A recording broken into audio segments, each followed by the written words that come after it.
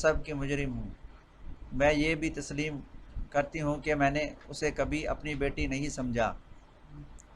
आपकी तरह फरहान भाई भी हमारे साथ नहीं जा रहे। हदीका भाभी मुझे बता रही थी कि आप और फरहान भाई घर में अकेले हैं, इस मौके को ज़ाया ना करें। लेकिन भाभी, हमें हानिया के ससुराल जा रहे हैं, कुछ भी पहन लो, आप किसी लड़के को पसंद नहीं करेंगे। इतनी टेंशन मत लो, कौन जाने कब हानिया को तलाक हो जाएगी। मैं आपके लिए एक कप कॉफ़ी लेने जा रही हूँ। कहाँ थे प्यारे?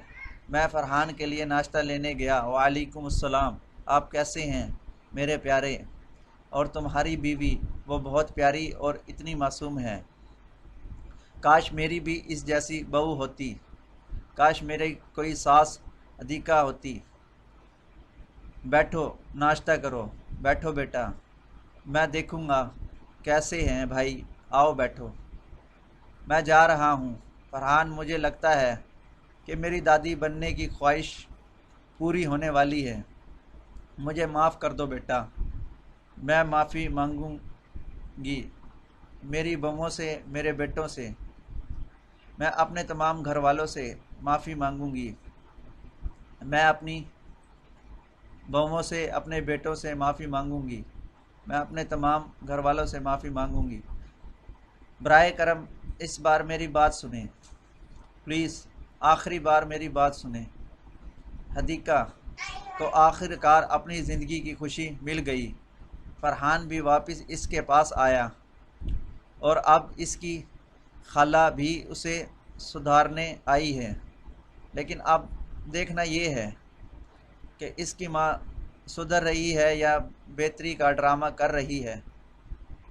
वो अपने बेटों और हदीका से माफ़ी मांग रही है और कह रही है कि मैं सबकी ज़िंदगी बर्बाद करने की ज़िम्मेदार हूँ। मैंने अपनी बेटियों की ज़िंदगी भी बर्बाद कर दी और मैं बहुत दुखी और परेशान हूँ कि मैंने तुम्हारी ज़िंदगी बर्बाद कर दी है। लेकिन अब मैं हर चीज़ के लिए माफ़ी मांगना चाहती हूँ। प्लीज़ मुझे माफ़ कर दें और मेरे साथ नई ज़िंदगी शुरू करें। यहाँ सब उसे माफ़ कर देते हैं, लेकिन इसकी हरकतें अब भी वही है और वह अपनी हरकतों पर काबू नहीं पा रही है। वो बहुत परेशान है कि वो अपनी शिकस्त को कैसे कबूल करेगी। कोमल को भी शक है कि ये औरत बदलने वाली नहीं है। वो ज़रूर कोई ड्रामा कर रही है ताकि अपने बेटों को हमसे छीन सकें। लेकिन अब इसकी खाला आ गई है और वो इस पर नज़र रखेगी ताकि वो और कुछ ना कर सकें, क्योंकि अब वो कानून को नुकसान पहुंचाने का सोच भी नहीं सकती। कोमल को कानून का बहुत तहफ़्फ़ुज़ हासिल है और अब इसकी खाला को भी। लेकिन अब हम देखेंगे कि इनकी वालदा आने वाली कहानी में कैसे कुछ बड़ा करेगी और इसकी तारीफ़ कैसे करेगी। लेकिन अब आप आने वाली किस्त में देखेंगे, इस ड्रामे के सीन में एक बड़ा मोड़ देखने को मिलेगा जो जानना और देखना बहुत दिलचस्प होगा। हमारे साथ रहिए, हम आपको ड्रामे के कुछ और सीन रिव्यूज़ देंगे और बताएंगे कि कहानी मज़ीद दिलचस्प कैसे होने जा रही है। मैं आप मैं आपको अगली किस्त में मिलूँगी। क्या मैंने अपनी बेटी की ज़िंदगी बर्बाद कर दी है और मैं बहुत दुखी और परेशान हूँ कि मैंने आपकी ज़िंदगी बर्बाद कर दी है। लेकिन अब मैं हर चीज़ के लिए माफ़ी मांगना चाहती हूँ। प्लीज़ मुझे माफ़ कर दें और मेरे साथ नई ज़िंदगी शुरू करें। यहाँ सब उसे माफ़ कर देते हैं, लेकिन इसके अमाल जो कि तू है और वो अपनी हरकतों पर काबू नहीं पा रही है। वो बहुत परेशान है कि वो अपनी शिकस्त को कैसे कबूल करेगी। मैंने अपनी बेटी की ज़िंदगी बर्बाद कर दी है और मैं बहुत अफसरदा और परेशान हूँ कि मैंने आपकी ज़िंदगी बर्बाद कर दी है। लेकिन اب میں ہر چیز کے لیے معافی مانگنا چاہتی ہوں، پلیز مجھے معاف کر دیں اور میرے ساتھ نئی زندگی شروع کریں۔ یہاں سب اسے معاف کر دیتے ہیں، لیکن اس کے اعمال جو کہ تو اور وہ اپنی حرکتوں سے باز نہیں آتی۔ وہ بہت پریشان ہے کہ وہ اپنی شکست کو کیسے قبول کرے، کیونکہ کومل کی ماں بہت اچھی انسان ہے، وہ بہت اچھی انسان ہے۔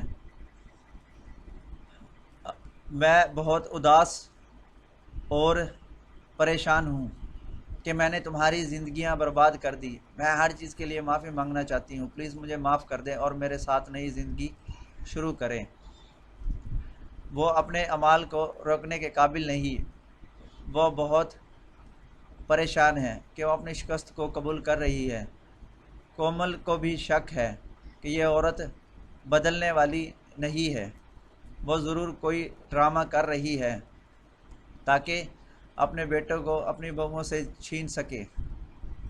لیکن اب اس کی خالہ آ گئی ہے، وہ اس پر نظر رکھے گی تاکہ وہ اور کچھ نہ کر سکے، کیونکہ اب وہ قانون کو نقصان پہنچانے کا سوچ بھی نہیں سکتی۔ کومل کو قانون کا بہت تحفظ حاصل ہے اور اب اس کی خالہ کو بھی۔ میں سب کی زندگی برباد کرنے کی ذمہ دار ہوں۔ میں نے اپنی بیٹیوں کی بھی زندگی برباد کی۔ میں بہت اداس اور پریشان ہوں کہ میں نے تمہاری زندگیاں برباد کر دی ہے۔ میں ہر چیز کے لیے معافی مانگنا چاہتی ہوں، پلیز مجھے معاف کر دیں اور میرے ساتھ نئی زندگی شروع کریں۔ یہاں سب مل کر اسے معاف کر دیتے ہیں، لیکن اس کے ارادے اب بھی ٹھیک نہیں نظر آتے۔ وہ اپنے اعمال کو روکنے کے قابل نہیں۔ وہ بہت پریشان ہے کہ وہ اپنی شکست کو کیسے قبول کرے گی۔ کومل کو بھی شک ہے کہ یہ عورت کبھی بھی بدلنے والی نہیں ہے، وہ یقیناً کوئی ڈرامہ کر رہی ہے۔ آپ کوئی قدم اٹھانے سے پہلے دوبارہ سوچیں گے۔ آپ کو کسی وقت کوئی قدم اٹھانا پڑے گا۔ آپ سب جانتے ہیں کہ میں سہیل کے لیے پروپوزل لینے پاکستان آیا ہوں۔ جی آنٹی، مجھے تجویز مل گئی ہے۔ میں کیا سن رہا ہوں؟ تجویز کہاں سے آئی؟ لڑکا کون ہے؟ اور تم نے اسے اتنی جلدی پسند کر لیا؟ عمار اور خوشنود نے اپنے بیٹے رافع کی شادی میں میری رابیل کا ہاتھ مانگا ہے۔ حدیقہ کے ساتھ اس گھر میں جو ظلم ہو رہا ہے، اگر وہ ظلم ہانیہ کے ساتھ ہو رہا ہوتا تو میں رافع کے خلاف عدالت جاتی۔ ڈاکٹر صاحب، تم نے کیا کر دیا؟ ہانیہ میری بیٹی۔ ڈاکٹر صاحب، میری بیٹی کو بچائیں۔ اس کے بارے میں سوچو، اگر آپ کی بیوی کسی کے قتل میں ملوث ہوتی تو آپ کا رد عمل کیا ہوتا؟ اس کا گھر اجڑ گیا ہے، اب تم صرف دیکھو، اس سے کچھ ہوا تو میں بھی مر جاؤں گی۔ صبر کرو ماں، مہربانی فرمائیں۔ میں صبر کیسے کر سکتی ہوں؟ میں کیسے صبر کر سکتی ہوں؟ یہ سب میری گناہوں کی وجہ سے ہے کہ میری بیٹی کو ہانیہ مل رہی ہے۔ ڈرامہ سیریل بہو بیٹی کی آنے والی قسط میں آپ دیکھیں گے کہ ثمینہ گھر پر سب کو بتاتی ہے کہ وہ رابیل کی شادی رافع سے کرنا چاہتی ہے۔ یہ سن کر ہر کوئی چونک جاتا ہے۔ پھر سلطانہ کہتی ہے، ثمینہ یہ کیا کہہ رہی ہو؟ ملکہ نے کہا کہ رافع اور اس کا خاندان بہت اچھا ہے اور وہ ایسا کام کبھی نہیں کر سکتی، جیسا کہ میں انہیں اچھی طرح جانتا ہوں۔ ملکہ نے کہا کہ ثمینہ، تم نے میری بیٹی کا گھر برباد کر دیا ہے اور تم اپنی بیٹی کا گھر بھی برباد کرنا چاہتی ہو۔ ہر ایک کو آپ جیسی آنٹی، ہر ایک آپ جیسی آنٹی ہونی چاہیے۔ میں یہ نہیں کہہ رہا ہوں کہ آپ ہی قصوروار ہیں۔ آپ کو اپنی بیٹی کے بارے میں سوچنا چاہیے۔ تم نے اس کا گھر اور اس کے خاندان کو تباہ کر دیا ہے۔ اب آپ کہہ رہی ہو کہ یہ سب میں نے کیا ہے۔ اگر میرے پاس یہ سب ہوتا تو میں اسے کبھی طلاق نہ ہونے دیتا، کیونکہ مجھے بھی اتنا ہی دکھ ہے جتنا تم طلاق کے بارے میں۔ مجھے بھی اس کے بارے میں کچھ احساسات تھے۔ اس نے کہا کہ تمہاری بیٹی نے رافع کو اپنا بنانے کی کوشش کی ہے۔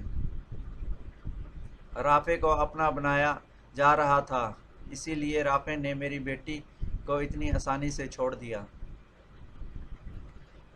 ورنہ وہ اس سے اتنا پیار کرتا تھا کہ اسے کبھی نہ چھوڑتا۔ پھر سلطانہ نے کہا کہ بہت ہو گیا ثمینہ،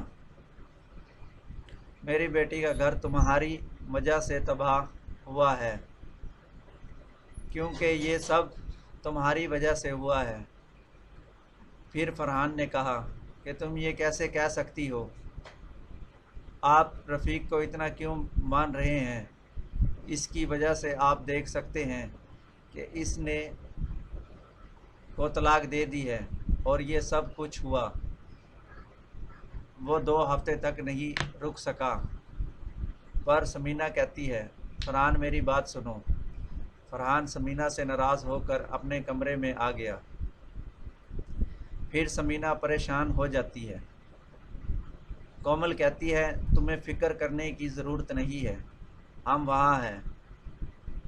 میں جانتی ہوں کہ آپ جو کچھ بھی کر رہے ہیں آپ صحیح کر رہے ہیں، اور ہانیہ کے ساتھ جو بھی ہوا اس کے ساتھ یہی ہونا تھا۔ اب کوئی شوہر حنین کو اپنے ساتھ برداشت نہیں کر سکتا۔ پھر ثمینہ کہتی ہے، میں یہ سب نہیں کرنا چاہتی تھی، اب جب رافع کے ساتھ رہنا نہیں چاہتا تو میں اسے کیسے مجبور کر سکتا ہوں؟ تو ثمینہ پریشان ہو کر کہتی ہے کہ کومل سب ٹھیک ہے نا؟ کیا سب کچھ غلط ہے؟ کومل کہتی ہے کہ نہیں، کچھ بھی غلط نہیں ہے، اصل میں سب کچھ ٹھیک ہو رہا ہے۔ رافع بہت اچھا لڑکا ہے، رابیل اس کے ساتھ بہت خوش ہوگی۔ وہ کہتی ہے کہ وہ جانتی ہے کہ رافع سے بہتر لڑکا کوئی نہیں مل سکتا، لیکن وہ نہیں جانتی کہ ان کی شادی اسی طرح ہوئی ہے۔ کومل کا کہنا ہے کہ انہیں بھی اس بات کا برا لگ رہا ہے۔ وہ کہتی ہے کہ رافع کے ساتھ جو ہوا وہ نہیں ہونا چاہیے تھا۔ پھر ثمینہ کہتی ہے، ہم کیا کر سکتے ہیں؟ دونوں ماں بیٹی نے عتیقہ کے ساتھ بہت ظلم کیا ہے، اسے اس سب کی سزا ملنی تھی، اب اسے اس طرح کی سزا مل رہی ہے۔ آپ سوچ بھی نہیں سکتے تھے کہ شادی کے 2 ہفتے بعد کو طلاق ہو جائے گی۔ تو دوستو آپ دیکھیں گے کہ کومل وصیت کے پاس جاتی ہے اور ثمینہ فرحان کے پاس جاتی ہے اور کہتی ہے کہ فرحان بیٹا، مجھے معلوم ہے کہ یہ سب دیکھ کر تمہیں برا لگ رہا ہے، آپ کو لگتا ہے کہ میں ہانیہ کے ساتھ ناانصافی کر رہی ہوں، لیکن ایسا نہیں ہے۔ تو فرحان کا کہنا ہے کہ آنٹی روبیل کے لیے بہتر تجاویز ہو سکتی ہے، آپ نے رفیق کو کیوں چنا؟ لیکن تم جانتے ہو جب اس نے حنین اور سلطانہ کو باغ میں دیکھا تو وہ برداشت نہ کر سکا۔ تم ہی بتاؤ، شوہر یہ سب کیسے برداشت کر سکتا ہے؟ اگر آپ رافع کی جگہ ہوتے تو اسے طلاق دے دیتے، کیونکہ اب وہ ایک دوسرے سے خوش نہیں ہے، وہ اچھی طرح جانتے ہیں۔ کہ وہ ایک دوسرے سے خوش نہیں رہ سکتے۔ تب رافع کہتا ہے میں مانتا ہوں کہ ہانیہ نے جو بھی کیا ہے وہ غلط ہے، لیکن جو کچھ بھی ہوا ہے ایسا نہیں ہونا چاہیے۔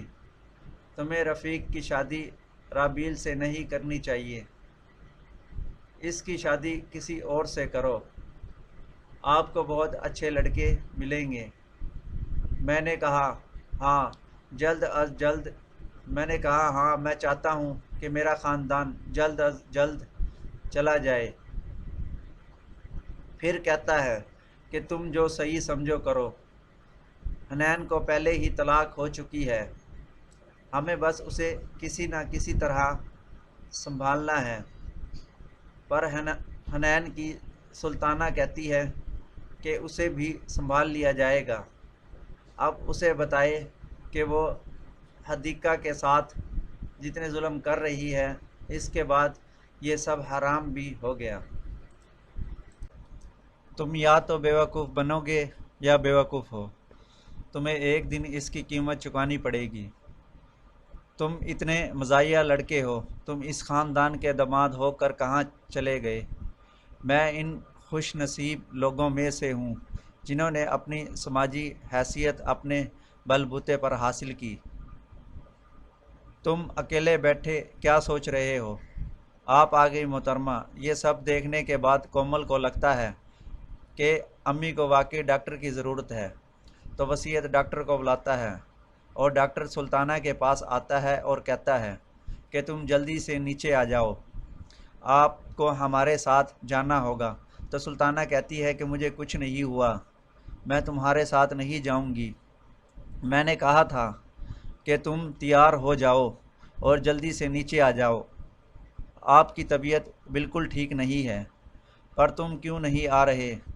پھر سلطانہ نے کہا کہ میں اپنے گھر سے کہیں کیوں جاؤں، میں اپنے گھر سے کہیں نہیں جاؤں گی، میں یہیں رہوں گی۔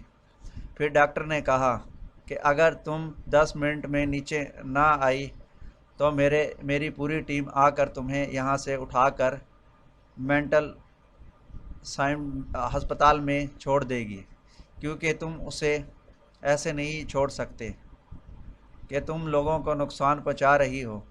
اسی لیے ملکہ کہتی ہے کہ میں نے کسی کو نقصان نہیں پہنچایا۔